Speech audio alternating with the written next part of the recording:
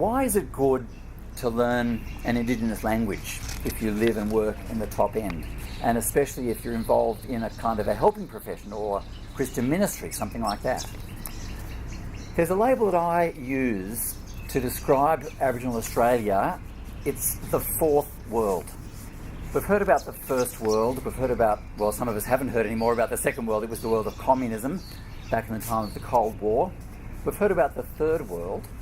But the fourth world is a label that we use to refer to Indigenous minorities in a mainstream environment. So Aboriginal Australians, Maori people in New Zealand, the Sami in Norway, different Indigenous tribes in Japan or Sri Lanka or Cambodia or Vietnam. And for all of those people, their identity is really defined against the big mainstream. And identity is really important to people, knowing who I am. And for people in those minority groups, language is often a key part of identity.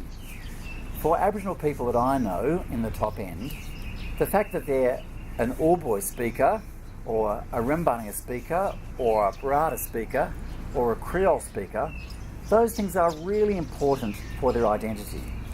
And so for a mainstream person like me, it's helpful, I think, for my relationship with those people.